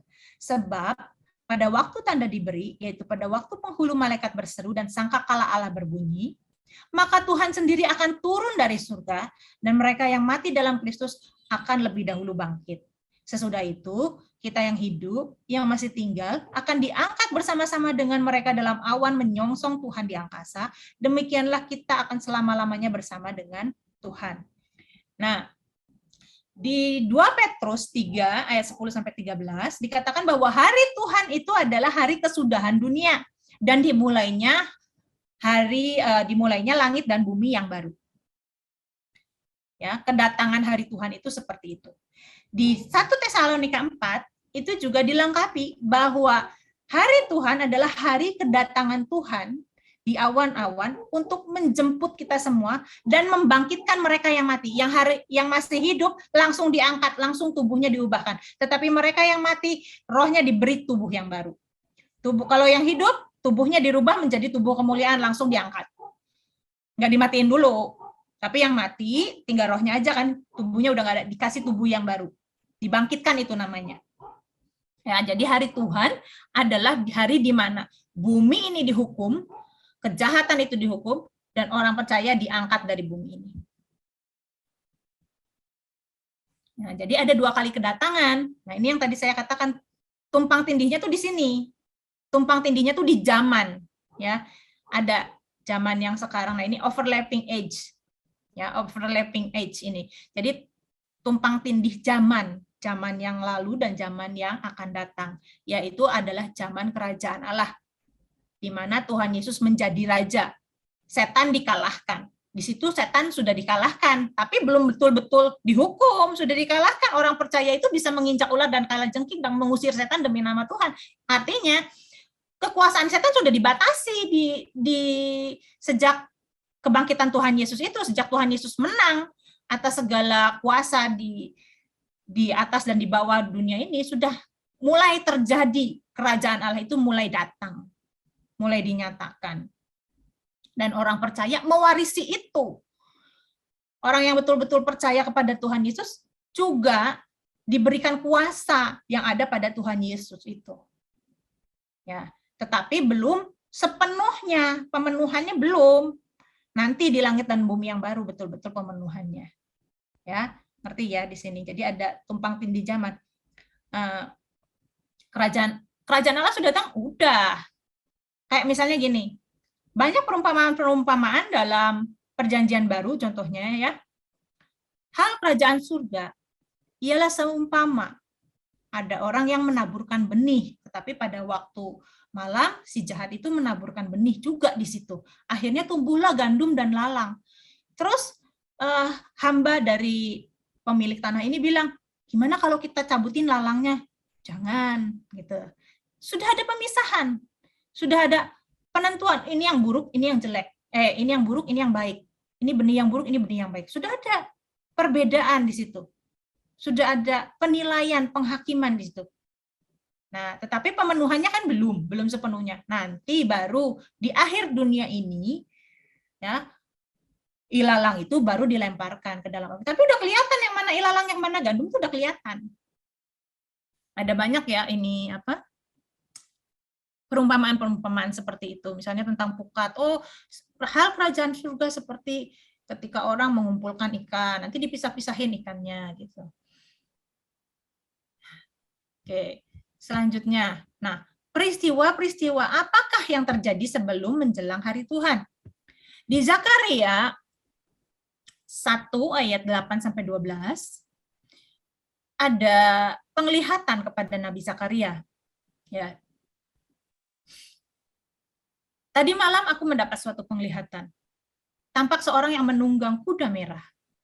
Dia sedang berdiri di antara pohon-pohon murad yang di dalam jurang, dan di belakangnya ada kuda-kuda yang merah jambu, dan yang putih. Maka aku bertanya, apakah arti semuanya ini, ya Tuanku? Lalu malaikat yang berbicara dengan aku itu menjawab, aku ini akan memperlihatkan kepadamu apa arti semuanya ini. Orang yang berdiri di antara pohon-pohon murad itu mulai berbicara, katanya, inilah mereka semua yang diutus Tuhan untuk menjelajah bumi. Berbicaralah mereka kepada malaikat Tuhan yang berdiri di antara pohon-pohon murad itu, katanya, kami telah menjelajahi bumi, dan sesungguhnya seluruh bumi ini tenang dan aman. Berbicaralah malaikat Tuhan itu, katanya, ya Tuhan semesta alam, berapa lama lagi engkau tidak menyayangi Yerusalem dan kota-kota Yehuda yang telah 70 tahun lamanya kau murkai itu. Nah, ini saya jelaskan tentang penglihatan ini. Ada kuda-kuda di sini. Sama ya di kitab Wahyu juga ternyata ada kuda-kuda, di Zakaria juga ada kuda-kuda, di Perjanjian Lama juga ada kuda-kuda, di Perjanjian Baru juga ada kuda-kuda. Dan ini berarti lambang ya, jangan diharafiahkan semuanya apa kalau ini artinya ini berarti ini berarti ini. Nah, kalau kita melihat lambang itu secara keseluruhan gitu, jangan satu-satu, nanti satu-satu tuh jadi terlalu apa itu namanya alegoris. Kalau diterjemahkan satu jadi. Tapi maknanya apa sih? Esensi maknanya apa? Nah, ketika Zakaria zaman Perjanjian Lama ada kuda-kuda, dan kuda-kuda ini nanti di ayat 8 ya dilepas, mereka menjelajahi bumi, terus mereka balik lagi. Terus dikatakan gini, tenang, aman. Di Perjanjian Lama itu tenang, aman. Tapi di ayat 12, coba perhatikan. Kan seluruh bumi itu tenang, aman. Tapi kok malaikat Tuhan itu malahan mengeluh. Tuhan semesta alam, berapa lama lagi engkau tidak menyayangi Yerusalem dan kota-kota Yehuda? Berapa lama lagi engkau tidak menyayangi umatku? Loh, kan tenang, aman. Kenapa kok seperti ini malah mengeluh malaikat Tuhan itu? Ternyata ketenangan dan keamanan itu sesuatu yang buruk, ketenangan bumi dan keamanannya itu sesuatu yang sebetulnya tidak dirancangkan Tuhan. Kaget kan? Ya, loh gimana sih? Kan Tuhan Raja Damai. Pengen tenang, pengen aman. Kenapa kok diprotes? Tenang sama aman kok malah diprotes. Sampai berapa lama tenang terus dan aman terus Tuhan? Sampai berapa lama? Engkau nggak kasihan sama umatmu? Kok tenang-tenang terus, aman-aman terus? Itu justru. Ya, gini. Jadi gini. Tuhan itu punya tantangan. Ketika manusia jatuh dalam dosa, bumi ini menjadi terkutuk. Bumi ini menjadi miliknya iblis. Terjual manusia dan seluruh bumi ini. Bumi ini kan diberikan kepada manusia untuk dikuasai manusia. Oleh karena itu, ketika manusia jatuh ke dalam dosa, manusia menjadi milik iblis, maka bumi ini juga menjadi milik iblis. Nah, iblis ini sebetulnya nggak pengen bumi ini jadi neraka. Enggak. Iblis ini pengen bumi ini menjadi kerajaannya. Dia menjaga supaya bumi ini tenang, aman di bawah pemerintahannya iblis. Bukan tenang, aman di bawah pemerintahan Tuhan. Tentu suka-suka iblis dong, yang mana yang dikasih tenang, yang mana yang dikasih aman. Oleh karena itu, tenang dan aman itu untuk bumi ini. Tetapi untuk orang yang setia kepada Tuhan, nggak jadi tenang dan aman. Untuk seluruh bumi ini, pengikutnya iblis tenang dan aman. Tetapi untuk orang percaya, betul-betul mereka ditindas. Nah, oleh karena itu kan di Perjanjian Lama ada pengharapan tentang hari Tuhan, di mana mereka diselamatkan, musuh-musuh Allah dikalahkan, dan seterusnya. Tadi saya sudah jelaskan. Ya. Jadi sejak manusia jatuh ke dalam dosa, bumi ini dan manusia menjadi milik iblis. Dan Tuhan itu punya tatanan. Nggak bisa misalnya, gua rebut aja. Aku rebut aja, kan aku yang ciptakan. Nggak bisa. Ada tatanannya. Karena itu harus ada penebusan. Yesus Kristus itu membeli dunia ini dengan darahnya. Menebus dunia ini, seluruh manusia dengan darahnya. Tetapi kan yang diselamatkan manusianya. Buat apa Tuhan menyelamatkan bumi? Nggak ada urusannya Tuhan menyelamatkan bumi, hewan gitu, nggak ada urusannya. Yang diselamatkan adalah makhluk yang memiliki roh yang bersifat kekal, itu yang berharga buat Tuhan. Nah, Tuhan Yesus tidak bisa intervensi merubah sejarah dunia ini, merubah nasib kenyamanan orang percaya ya yang asalnya tertindas terus dirubah jadi pemenang, itu nggak bisa tanpa menebus dosa. Ada tatanan Allah di situ. Nggak semena-mena gitu Tuhan. Oh, bumi jatuh dalam dosa menjadi milik iblis, langsung direbut aja gitu. Nggak bisa. Ada aturannya. Tuhan punya aturan main, nggak sembarangan. Walaupun dia adalah pencipta semesta ini, tetapi dia adalah Allah yang tertib, Allah yang berintegritas, dan dia punya aturan. Dan dia main sesuai dengan aturan yang sudah dia buat. Gitu. Nah, setelah dunia ditebus, maka Tuhan Yesus, berhak mengubah sejarah dunia seturut kemauan dan rancangan Bapa. Setelah penebusan itu terjadi. Setelah Tuhan Yesus membuktikan diri sebagai manusia yang taat kepada Bapa, dia taat sampai mati, bahkan mati di kayu salib. Dia sungguh-sungguh menjadi manusia, mengosongkan dirinya, dan ketika dalam keadaannya sebagai manusia, bukan keadaannya sebagai Allah, dia keadaannya sebagai manusia, dia betul-betul berjuang, betul-betul dengan ratap tangis, dia berdoa kepada Bapa supaya dia bisa menang. Dan ketika dia menang, maka Bapa menjadikan dia Tuhan dan Kristus. Di kitab para rasul dikatakan demikian. Bapa menjadikan dia Tuhan dan Kristus. Ya, artinya dia yang berhak mengubah sejarah dunia ini, dia yang berhak mengacak-acak dunia ini, mengacak-acak si jahat. Dan sejak itu juga kekuasaan si jahat diikat, dibatasi kuasanya. Iblis diikat sejak saat Tuhan Yesus menang. Nah, contohnya misalnya gini. Di Lukas 12 ayat 49 sampai 51 dikatakan, "Aku datang untuk melemparkan api ke bumi. Dan betapakah aku harapkan api itu menyala." Jadi Tuhan itu datang bukan supaya dunia ini aman, damai. Ya, sebutan Tuhan adalah Prince of Peace. Sebutannya, gelarnya adalah Raja Damai. Ya, tetapi dia datang untuk melemparkan api ke bumi. Api itu sesuatu yang nggak enak loh, dibakar gitu. Suatu hukuman. Dan betapa aku harapkan api itu telah menyala. Aku harus menerima baptisan. Dan betapa susahnya hatiku sebelum hal itu berlangsung. Maksudnya adalah kematiannya. Nah, kamu menyangka kan bahwa aku datang untuk membawa damai di atas bumi? Bukan. Kataku kepadamu, bukan damai, melainkan pertentangan. Nah, orang bilang kan, kirain orang, oh Tuhan Yesus itu Raja Damai. Maka nanti ikut Tuhan damai, dipelihara, diberkati, hidup sejahtera di bumi ini, mati masuk surga. Gitu.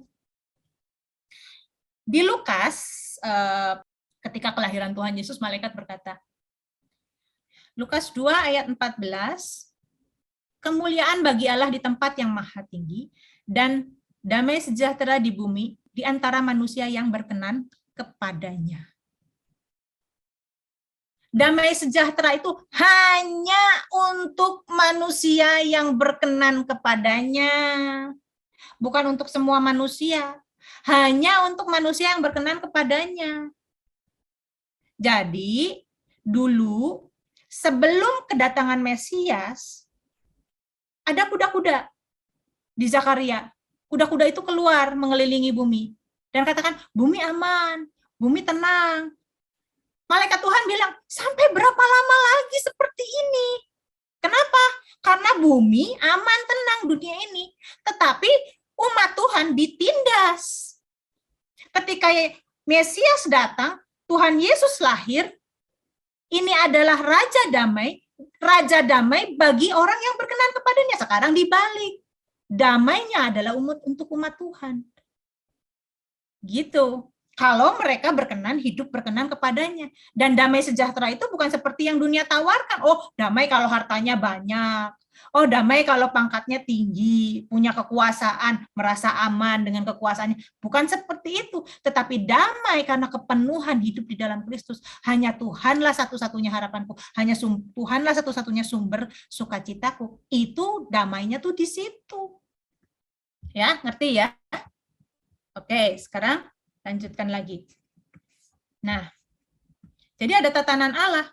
Oleh karena itu, kalau kita lihat, ya, di dalam kitab Wahyu ada gulungan kitab termaterai. Apa itu gulungan kitab termaterai? Nah, gulungan kitab ini Kak Soni pernah jelaskan ya, bahwa ini adalah lambang dari sebuah wasiat bagi ahli waris yang sah. Makanya materainya ada 7 gitu. Jadi gulungan kitab ini adalah isinya adalah wasiat. Dan gulungan kitab di kitab Wahyu maksudnya adalah peristiwa-peristiwa yang akan terjadi di dalam sejarah dunia. Tetapi ini nggak bisa dibuka, ini nggak bisa dilaksanakan semuanya, ini nggak bisa terlaksana. Sebelum ada yang berhak secara hukum membukanya. Kan tadi saya katakan bahwa Tuhan itu punya tatanan, punya aturan main. Nggak sembarangan gitu. Materai artinya kitab itu tersegel, nggak bisa dibuka. Segala peristiwa sejarah yang Allah sudah rancangkan akan terjadi di akhir zaman sampai dengan kesudahan dunia ini, itu nggak bisa terjadi jika tidak ada seseorang yang secara hukum berhak membukanya. Dan Tuhan Yesus sudah menyelesaikan segala kewajibannya. Dan Tuhan Yesus sudah menang gitu ya, sudah dianggap berhak untuk membukanya, maka gulungan kitab ini bisa dibuka. Dan sejak gulungan kitab ini dibuka, maka terjadilah perubahan sejarah dunia. Yang tadi kuda-kuda itu keluar, aman, tenang, damai, dunia damai, balik lagi ke kandang, udah diem lagi. Nah, sekarang nggak bisa seperti itu, nggak tenang lagi, nggak damai lagi. Nah, kuda-kuda itu adalah gerakan-gerakan yang terjadi atau peristiwa-peristiwa kegerakan yang terjadi di dalam sejarah dunia ini, ya. Ketika materai pertama itu dibuka, Kak Soni sudah jelaskan, saya jadi cuma jelaskan sekilas aja ya. Ada kuda putih membawa busur, bukan panah, bukan busur dan panah, bukan panah juga, tetapi busur. Ini kan nggak bisa jadi senjata kan, kalau busur doang, nggak ada anak panahnya. Dan itu adalah kedatangan Mesias dan kemenangannya tanpa kekerasan. Injil sudah memenangkan Eropa dan dari Eropa ke seluruh dunia. Ya, itu adalah kemenangan tanpa kekerasan. Injil diberitakan di abad mula-mula itu tanpa kekerasan. Bahkan Injil itu diberitakan dengan aniaya, dengan ditindas. Orang yang memberitakan Injilnya ditindas justru. Tapi justru tambah menyebar dan mengkristenkan Eropa pada saat itu. Nah, yang kedua adalah kuda merah. Itu adalah berarti peperangan. Yang ketiga, kuda hitam. Itu berarti kesulitan ekonomi. Namun di tengah-tengah kesulitan ekonomi, tetap ada minyak dan anggur. Ini berarti adalah orang-orang yang betul-betul kaya. Nah, sekarang kan pada saat ini kan seperti itu. Dunia tambah lama tambah sulit. Tetapi memang ada orang-orang yang hidupnya itu ya luar biasa lah, orang-orang yang kayak Bill Gates, kayak gitu, Elon Musk, kayak gitu ya. Orang-orang yang di India juga ya, India terutama tuh, kesenjangan sosialnya sangat tinggi. Di satu sisi orang-orang ada yang kaya raya, tapi di sisi lain orang-orang kehidupannya betul-betul di bawah garis kemiskinan gitu. Yang keempat adalah gerakan antikristus, kuda hijau ini. Yang kelima adalah aniaya bagi umat Allah. Dan yang keenam adalah proses kehancuran bumi. Dan kemudian nanti materai yang ketujuh ya, Kak Soni belum jelaskan itu ya. Jadi ini materai 1, 2, 3, 4, 5, 6, ini adalah 4 kuda, kemudian aniaya, dan kemudian proses kehancuran bumi. Nah, saya nggak akan bahas ini menurut kitab Wahyu, karena Kak Soni sudah bahas ini, tapi saya mau bandingkan peristiwa-peristiwa ini dengan Matius 24. Ingat, kebenaran itu harus alkitabiah ya, bukan ayatiah, bukan cuma Wahyu aja. Ini juga apa yang Tuhan Yesus katakan tentang hari-hari terakhir. Nah, coba kita lihat di Matius 24. Saya minta tolong Laura bacakan ini, bisa ya sebentar. Mulai dari ayat yang ke-1 aja. Matius 24 ayat yang pertama, sesudah itu Yesus keluar dari bait Allah lalu pergi. Maka datanglah murid-muridnya dan menunjukkan kepada bangunan-bangunan bait Allah. Ia berkata kepada mereka, kamu melihat semuanya itu? Aku berkata kepadamu, sesungguhnya tidak satu batu pun di sini akan dibiarkan terletak di atas batu yang lain. Semuanya akan diruntuhkan. Iya, oke, sampai ayat 2, semuanya akan diruntuhkan. Nah, Tuhan Yesus ini lagi bicara tentang keruntuhan bait Allah. Tuhan Yesus menubuatkan tentang kehancuran bait Allah. Dan ingat, Tuhan Yesus hanya menubuatkan kehancuran bait Allah. Tuhan Yesus tidak pernah menubuatkan bahwa bait Allah ini akan dibangun kembali. Nggak pernah. Ya, ingat itu. Kenapa? Karena nanti kalau kita di perjanjian baru, kita akan melihat bahwa Tuhan Yesus menunjuk dirinya sendiri sebagai bait Allah. Dan kemudian Rasul Paulus berkata bahwa kamu itu bait Roh Kudus, kamu itu bait Allah. Kita orang percaya ini adalah bait Allah. Pertama, Tuhan Yesus bilang bahwa dirinya adalah bait Allah. Dan yang kedua, para rasul pun memahami bahwa orang percaya adalah yang ditinggali oleh Roh Kudus adalah bait Allah. Karena itu nggak perlu lagi bait Allah dibangun, udah nggak perlu. Tuhan Yesus bilang dirinya bait Allah kok, runtuhkan bait Allah ini, aku akan membangunnya dalam 3 hari. Tuhan Yesus bilang itu. Jadi Tuhan Yesus menggantikan bait Allah yang lama ini dengan dirinya sendiri.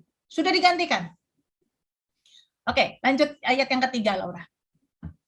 Oke. Ayat yang ketiga, ketika Yesus duduk di atas Bukit Zaitun, datanglah murid-muridnya kepadanya untuk bercakap-cakap sendirian dengan dia.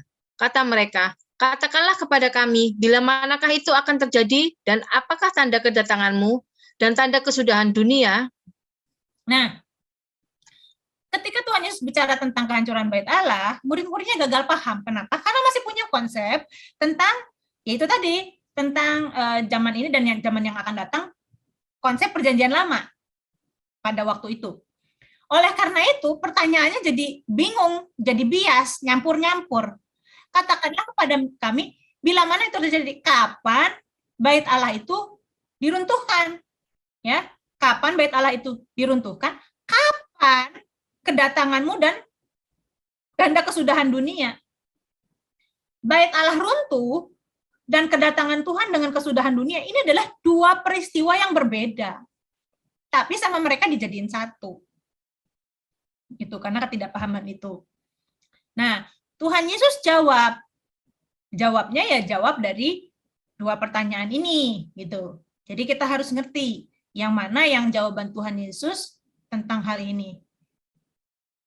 Oke, lanjut ayat yang keempat. Ya, ayat yang keempat, jawab Yesus kepada mereka, waspadalah supaya jangan ada orang yang menyesatkan kamu. Sebab banyak orang akan datang dengan memakai namaku dan berkata, akulah Mesias, dan mereka akan menyesatkan banyak orang. Stop dulu. Nah, gini. Jadi, sejak Tuhan Yesus bangkit, akhir zaman itu terjadi. Dan sejak Tuhan Yesus bangkit, tidak perlu lagi ada bait Allah. Oke, Tuhan Yesus menjawab menjadi satu kesatuan. Gitu. Ya, karena memang keruntuhan bait Allah itu adalah dimulainya akhir zaman yang akan dipenuhi penggenapannya ketika kedatangan Tuhan Yesus yang kedua. Jadi Tuhan Yesus, ya udahlah dijawab aja dua-duanya gitu sekalian. Nah, apa yang terjadi? Yang pertama apa? Ada banyak orang memakai namaku, akulah Mesias. 1, ada Mesias palsu kan? Nah, Mesias palsu ada penyesatan, ada nabi-nabi palsu, ada penyesatan di situ. Ayat yang ke-6. Kamu akan mendengar deru perang atau kabar-kabar tentang perang. Namun, berawas-awaslah jangan kamu gelisah, sebab semuanya itu harus terjadi. Tetapi itu belum kesudahannya. Ayat yang ke-7, sebab bangsa akan bangkit melawan bangsa, dan kerajaan melawan kerajaan. Akan ada kelaparan dan gempa bumi di berbagai tempat. Ayat yang ke-8, akan tetapi semuanya itu barulah permulaan penderitaan menjelang zaman baru. Stop. Ya, nah di sini sebab bangsa akan bangkit melawan bangsa. Ada perang kan? Berikutnya ada apa lagi? Akan ada kelaparan, kesulitan ekonomi. Ya, kelaparan atau kesulitan ekonomi. Kemudian ada apa lagi? Gempa bumi di berbagai tempat. Ya, kehancuran kosmik, kehancuran dunia ini yang semakin lama semakin hancur. Ya, entah gempa bumi, tsunami, tanah longsor lah, meteor jatuh, banjir dan sebagainya dan sebagainya. Penyakit, sakit penyakit, virus seperti pandemi sekarang ini itu adalah kehancuran dunia ini ya, ada gempa bumi atau kehancuran dunia. Nah, akan tetapi semua itu adalah baru permulaan penderitaan menjelang zaman baru. Tadi saya sudah jelaskan soal ini. Ya, permulaan sakit bersalin. Nah, but all these things are only the beginning of the birth pains. Ya, jadi tambah lama tambah luar biasa itu sakitnya. Dan diakhiri dengan kelahiran, dan pada waktu lahir makhluk yang baru itu si ibu itu betul-betul melupakan semuanya. Nah, begitu juga dunia ini, tambah lama tambah hebat itu yang namanya gempa bumi, yang namanya bencana-bencana alam itu tambah lama tambah sering, tambah lama tambah hebat gitu. Terus kemudian nabi-nabi palsu, perang tambah lama tambah hebat. Kalau dulu perangnya pakai pedang, ya kebunuh berapa orang sih? Sekarang perangnya perang nuklir, kebunuh, wah udah satu kota ada jeder gitu, satu provinsi juga bahkan mungkin bisa ya, provinsi DKI kayak gitu ya, kalau misalnya ada Monas jatuh, bom nuklir jatuh di Monas itu bisa sampai Jabodetabek itu dampaknya, satu provinsi gitu, segala macam lah, kelaparan, kesulitan, tambah lama tambah dahsyat gitu. Nah, ayat yang ke-9 Laura. Ayat yang ke-9, pada waktu itu kamu akan diserahkan supaya disiksa, dan kamu akan dibunuh dan akan dibenci semua bangsa oleh karena namaku. Ayat yang ke-10, dan banyak orang akan murtad dan mereka akan saling menyerahkan dan saling membenci.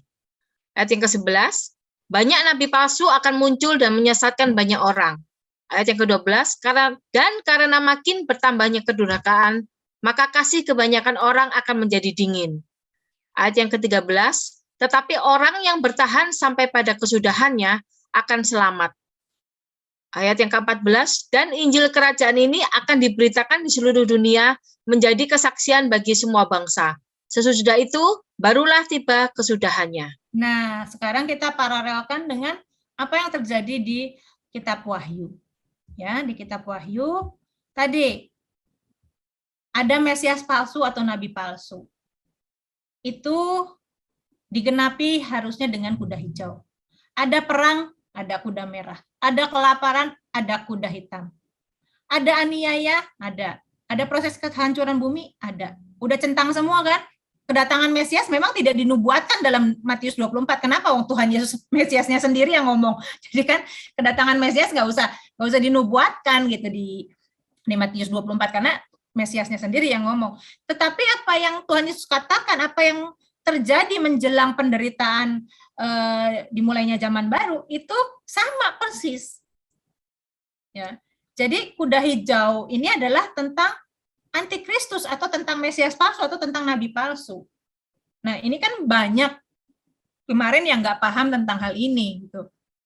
Jadi bingung, nanya-nanya lagi gitu. Apa sih antikristus ini apa sih? Kita sedikit lagi ya. Antikristus ini atau manusia durhaka ya. Ini ada banyak tipologi ya, tipe-tipe yang mirip gitu. Di Perjanjian Lama juga ada yang mirip. Kalau misalnya tadi kita lihat akhir zaman itu maksudnya apa sih? Ada kemiripan kan, tapi ada perbedaan juga. Hari Tuhan itu apa sih? Di Perjanjian Lama ada kemiripan kan, tapi ada perbedaan juga gitu. Nah, sekarang antikristus, Mesias palsu, nabi palsu, ya, atau manusia durhaka itu kayak apa sih? Nah, pasti ada kemiripan juga, ada tipologi di Perjanjian Lama. Yang pertama misalnya Antiochus Epiphanes. Daniel 7 ayat 25, Daniel 9 ayat 27. Ini sudah digenapi. Siapa? Antiochus Epiphanes. Apa yang ada pada manusia durhaka si Antiochus Epiphanes ini, ada kemiripan juga di antikristus di akhir zaman itu. Ini adalah manusia durhaka di Perjanjian Lama yang menganiaya orang Israel atau umat Tuhan di Perjanjian Lama.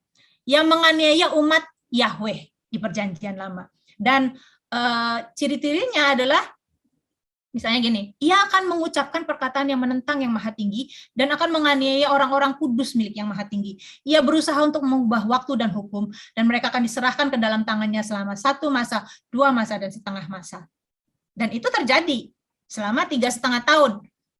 Antiochus Epiphanes menajiskan bait Allah, kemudian menganiaya orang Israel, orang Yahudi maksudnya. Itu sudah digenapi. Nah, itu juga ya di Daniel 9 ayat 27, raja itu akan membuat perjanjian itu menjadi berat bagi banyak orang selama 1 kali 7 masa, dan pada pertengahan 7 masa itu ia menghentikan korban sembelihan dan korban santapan. Dan ini adalah ketika Antiochus Epiphanes menajiskan bait suci, dia membawa babi dan mempersembahkan babi untuk dewa Zeus di dalam bait suci. Dan di atas sayap kekejian akan datang membinasakan sampai pemusnahan yang telah ditetapkan menimpa yang membinasakan itu. Pada akhirnya dia mati ketika perang di Mesir kalau nggak salah. Nah, intinya adalah dia menajiskan bait Allah. Kemudian dia mengubah waktu dan hukum.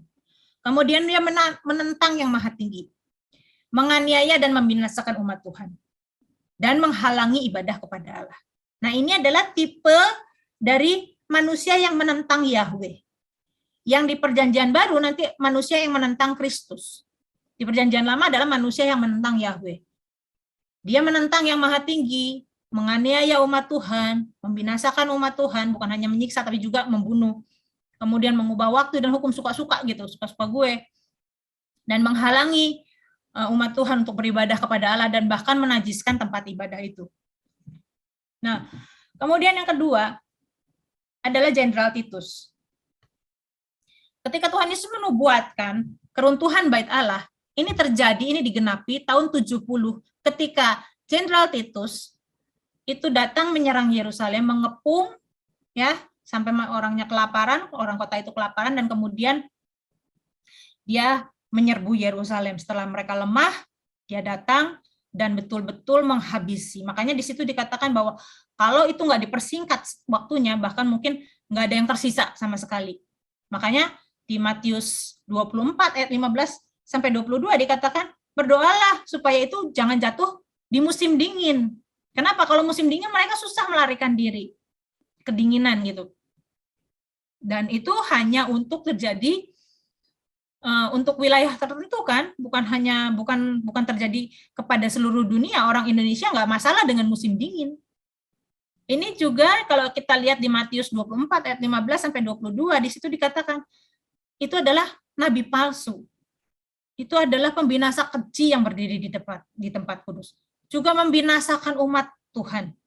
Yang pada saat itu maksudnya adalah orang-orang Yahudi, menentang yang maha tinggi, menghalangi ibadah kepada Allah. Nah, selanjutnya siapa yang dimaksud dengan antikristus di kitab Wahyu? Nah, yang dimaksud antikristus dalam Perjanjian Baru kita lihat di 1 Yohanes 2 ayat 22, 2 Yohanes 1 ayat 7, misalnya, siapakah pendusta itu? Bukankah dia yang menyangkal bahwa Yesus adalah Kristus? Dia itulah antikristus, yaitu dia yang menyangkal baik Bapa maupun Anak. Sebab banyak penyesat telah muncul dan pergi ke seluruh bumi, yang tidak mengaku bahwa Yesus Kristus telah datang sebagai manusia. Itu adalah si penyesat dan antikristus. Nah, jadi dia menyangkal Bapa, dia menyangkal Anak. Dia tidak mengakui anak Allah menjadi manusia. Nggak mungkin Allah punya anak. Kalau Allah beranak, siapa bidannya? Misalnya kayak gitu. Nah, itu ada tipologi, ada kesamaan. Ya. Makanya di kitab Wahyu dikatakan bahwa kuda hijau ini dia membawa pedang, ya, dan dia membunuh, berkuasa untuk membunuh. Dia memiliki kekuasaan atas 1/4 bumi. Siapa yang pengikutnya 1/4 dari bumi ini? Dan dia membawa pedang rompaya, pedang yang melengkung. Nah, maut dan kerajaan maut. Jadi ada spirit manusia durhaka, spirit penentang Allah, yaitu spirit dari setan yang memegang kuasa atas kerajaan maut. Ya, dan dia berwarna hijau, kloros, dari kata chloe atau green. Tetapi gini, jangan kita langsung menjudge, oh kelompok ini pasti antikristus gitu. Jangan. Belum tentu. Karena antikristus ini ciri-cirinya ini loh. Yang menentang yang maha tinggi, yang menganiaya dan membinasakan umat Tuhan, yang menghalangi ibadah kepada Allah. Ini harus dipenuhi semuanya. Tuhan Yesus katakan gini, barang siapa menyambut kamu, ia menyambut aku. Dan barang siapa menyambut aku, ia menyambut dia yang mengutus aku. Barang siapa menyambut seorang nabi, sebagai nabi, ia akan menerima upah nabi. Barang siapa menyambut orang benar sebagai orang benar, ia menerima upah orang benar. Barang siapa memberi air sejuk secangkir saja pun kepada salah satu orang kecil ini, karena ia muridku, aku berkata kepadamu, sesungguhnya ia tidak akan kehilangan upahnya daripadanya. Nah, jadi kita jangan pukul rata, karena banyak orang-orang yang tidak mengenal Tuhan pun, itu bukan antikristus. Selama dia tidak menganiaya orang percaya, selama dia tidak membenci Kristus, dia bukan antikristus. Jadi jangan sembarangan, oh itu pasti antikristus, ini pasti antikristus. Semua orang yang bukan orang Kristen antikristus. Bukan. Barang siapa menyambut kamu, ya menyambut aku. Kalau kita diperlakukan dengan baik, padahal kita berbeda, keyakinannya berbeda, berarti sebetulnya dia pun, nih kan, barang siapa menyambut orang benar sebagai orang benar, ia menerima upah orang benar. Ini harus kita pahami. Oleh karena itu, apa sih yang bisa kita lakukan di akhir zaman ini menghadapi kuda-kuda ini, terutama kuda hijau ya. Kalau misalnya menghadapi kuda merah gimana sih? Ya kita nggak usah mengutuk Ukraina, nggak usah mengutuk Rusia. Kalau kita misalnya punya kapasitas, kita berusaha mengadakan perdamaian di bumi ini. Tapi kita sebagai masyarakat, udahlah nggak usah ikut-ikutan itu perang di negara lain. Yang penting kita membuat negara kita nggak perang gitu loh. Jangan sampai negara kita, karena kalau perang juga susah. Gimana Injil bisa diberitakan kalau di negara sini perang? Tapi itu memang harus terjadi. Itu adalah penggenapan firman Tuhan. Yang kita berdoa untuk mereka yang menderita karena perang itu. Bagaimana kita menghadapi kesulitan ekonomi kuda hitam? Ya kita bekerja sungguh-sungguh. Orang yang bekerja sungguh-sungguh pasti dia bisa makan. Mungkin kita nggak bisa kaya raya, karena bukan jatahnya kita di situ. Tapi kita setidaknya tidak menyusahkan orang lain. Kita bisa makan. Kalau kita kerja keras pasti Tuhan pelihara. Nggak sampai meminta-minta roti. Nah sekarang gimana kita menghadapi kuda hijau ini? Nah, jangan sampai kita membuat orang jadi antikristus. Itu aja. Jangan sampai kita membuat orang membenci Tuhan Yesus. Dengan cara apa? Dengan kelakuan kita. Siapa tahu dia menerima kita sebagai orang benar sehingga dia mendapatkan upah orang benar. Itu kontribusi kita. Dengan itu juga setidaknya kita membawa kedamaian loh. Khususnya di negeri Indonesia ini misalnya. Memang ada orang-orang yang membenci Yesus dan membenci orang yang percaya kepada Yesus. Tapi jangan sampai kelakuan kita membuat orang yang asalnya nggak benci sama kita, jadi malah benci. Orang Kristen kayak gitu, dasar Kristen, tambah benci. Gitu. Nah, jangan sampai, justru disinilah kontribusi kita di akhir zaman ini. Oke, sampai situ. Jadi, kesimpulannya, ada sesuatu yang bisa kita lakukan di akhir zaman ini. Jangan sampai kita berpikir bahwa kalau Tuhan sebentar lagi datang, kita nggak usah buat apa-apa. Jual aja semua harta, nggak usah peduli dengan sesama. Jangan sampai seperti itu. Ada yang masih kita bisa lakukan, dan yang terpenting kita hidup kudus, kita hidup suci, dan kita bisa mempercepat kedatangan hari Tuhan. Baik, Laura, kita lanjutkan ke pertanyaan. Ya, wah terima kasih sekali Kak Ana. Kenyang pengertian penjelasannya buat kita semua dan sangat terberkati. Oke, sudah tidak ada pertanyaan lagi sih Kak Ana. Di YouTube juga tidak ada. Ada yang angkat tangan, Bu Sabrina? Oh iya, oke, Bu Sabrina silakan. Banyak belajar ya malam ini, tetapi saya masih ada yang ingin saya tanyakan. Yang pertama, soal di Lukas pasal 12 ayat 49 itu ketika Yesus berkata bahwa dia melimparkan api ke bumi dan berharap api itu sudah menyala ya. Ada orang menafsirkan yang perkataan api yang dimaksudkan di sini ialah Roh Kudus. Jadi kalau menurut Kak Ana itu sebenarnya apa ya? Maksud saya ya saya sudah mengerti apa yang Kak Ana jelaskan, tapi maksud saya kenapa orang bisa menerjemahkan itu Roh Kudus? Itu yang satu. Apa mau dijawab dulu atau saya buat pertanyaan kedua lagi? Satu-satu nanti lupa ya. Oke. Jadi gini, kenapa kok api ini diterjemahkan Roh Kudus, diartikan Roh Kudus gitu? Yang pertama bisa karena ketika Roh Kudus turun itu dilambangkan, digambarkan ya dengan lidah-lidah api, bisa. Yang kedua juga memang ketika Tuhan Yesus dibaptis oleh Yohanes Pembaptis, itu dikatakan bahwa dia akan membaptis kamu dengan Roh Kudus dan dengan api. Padahal itu dua hal, dan dengan api, dengan Roh Kudus dan dengan api. Tapi ada yang, oh berarti Roh Kudus adalah api, misalnya seperti itu.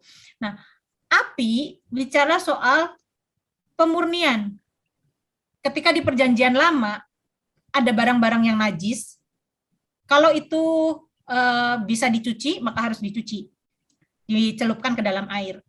Misalnya mereka habis perang, lalu mereka mendapatkan rampasan-rampasan dari perang itu dianggap barang-barang yang najis. Mereka harus menyucikan itu dulu.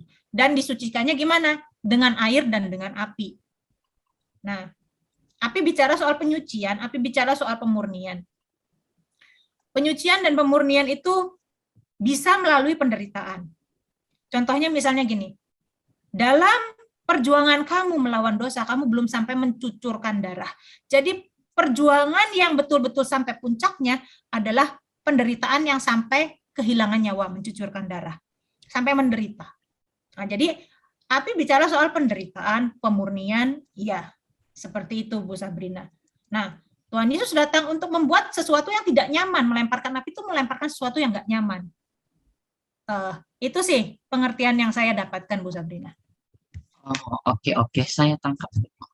Yang kedua, tadi Ibu Ana ada mengatakan bahwa bait suci itu ini adalah walaupun sudah berkali-kali sebenarnya dibaca, tapi mungkin belum waktunya saja ya dibukakan pengertian selepas dijelaskan sama Ibu Ana. Saya baru menangkap ini maksud daripada Wahyu 21 ayat 22 itu yang mengatakan bahwa waktu itu Yohanes melihat Yerusalem baru dan di dalamnya itu ada bait suci, dan bait suci itu adalah Allah atau anak domba itu sendiri. Saya baru menangkap maksud ini, sepertinya mendapat pencerahan dari penjelasan Ibu Ana, tapi pertanyaan saya ini Bu, kan banyak orang yang berkata bahwa kesudahan segala sesuatu itu setelah bait suci itu dibangun, makanya orang itu menunggu-nunggu, menanti-nanti pembangunan bait suci itu di Israel ya, sampai-sampai kan pernah melihat juga foto-foto yang diunduh yang mengatakan ini semua persiapan pembangunan bait suci, bahkan ada bait suci sementara yang sudah dibangun itu. Jadi itu kenapa ya? Maksud saya mereka mendapat kesimpulan itu karena apa ya, Ibu? Ada beberapa hal ya, tapi mungkin saya nggak bisa memahami mereka sepenuhnya ya. Hanya beberapa hal yang saya tangkap seperti mereka ada orang-orang yang sangat mengagungkan orang Israel. Jadi sangat Israel sentris gitu. Apa-apa ke Israel misalnya. Supaya kita berkati orang Israel gitu. Supaya Tuhan cepat datang bangun bait suci. Padahal di Alkitab nggak ada loh kayak gitu. Supaya Tuhan cepat datang tuh kita justru harus berjuang hidup saleh, hidup suci. Dengan gitu kita mempercepat kedatangan Tuhan. Tapi kan ya itu ada yang gagal paham dengan cara mempercepat Tuhan datang tuh bangun bait suci. Jadi ayo kita rame-rame ke Israel, seolah-olah kalau doa dari Israel itu lokal gitu teleponannya. Kalau dari Indonesia, dari Malaysia itu antar negara roaming gitu, kita roaming gitu, lebih jauh Tuhannya lah. Kan itu kan betul-betul konsep yang nggak alkitabiah. Kalau gitu kan Tuhan nggak maha hadir dong. Kalau misalnya itu kita berdoa di mana aja sama kok. Bukan berarti kalau kita berdoa di Israel itu kita lebih dekat dengan Tuhan, jadi lebih kudus, jadi enggak gitu. Nah begitu juga orang Israel kan memang orang Israel mengupayakan dibangunnya bait suci. Tapi kalau kita berpikir dengan realistis, dengan logis, berapa kemungkinannya sih orang Israel bisa berhasil membangun bait suci? Nggak mungkin. Pasti perang dunia ketiga. Nggak mungkin orang Israel bisa bangun bait suci. Karena kalau bangun bait suci, mereka harus merubuhkan masjid Al-Aqsa, dan itu itu kan tempat Nabi Muhammad naik ke surga pakai buruk Isra Mi'raj. Nggak mungkin orang Islam di seluruh dunia ini bisa terima kalau itu diruntuhkan dan dibangun bait suci. Katanya digali pondasinya supaya itu tiba-tiba roboh terus langsung bangun bait suci. Sebelum dibangun aja pasti dibombardir sama bom di situ. Nggak bisa bangun bait suci berikutnya. Secara logis ya, secara logika gitu. Dan secara Alkitab tidak pernah dinubuatkan ada bait suci. Ya mungkin itu yang bisa saya jawab. Oke, kalau gitu sudah nggak ada pertanyaan lagi ya? Ya, sudah tidak ada pertanyaan lagi, Kak Ana. Laura bisa tutup dalam doa. Ya, oke. Terima kasih untuk teman-teman semua yang sudah hadir malam hari ini. Kita tetap semangat ya, belajar sampai kita didapati Tuhan untuk sempurna. Tetap semangat, apapun yang terjadi, semua dalam kontrol Tuhan. Mari kita tutup dalam doa. Terima kasih Bapa untuk kesempatan yang telah Kau berikan pada malam hari ini, sehingga kami dapat lebih mengerti dan mengerti lagi kebenaran-Mu melalui Injil murni yang dipaparkan melalui Nine Discipleship, dan juga melalui Nine Discipleship kami banyak mengerti tentang kehendak-Mu Tuhan, apa yang meleset-meleset selama ini di dalam pengertian kami, apa yang salah, apa yang tidak kami mengerti, semuanya semakin jelas dan pelan-pelan terbuka untuk kami. Kami mau ya Bapa, untuk kami hidup berkenan di hadapan-Mu, dengan kami mau belajar sungguh-sungguh kebenaran-Mu, haus akan kebenaran-Mu, dan kami akan mengejar itu semua sampai Engkau mengatakan kami sempurna, dan kami akan finishing well dengan baik. Dan juga Tuhan, Engkau memberkati Kak Ane, Kak Son, dan semua teman-teman yang ada di sini, yang selalu rindu untuk membicarakan kebenaran-kebenaran, membahas kebenaran-kebenaran-Mu, dan yang sangat memberkati kami semua.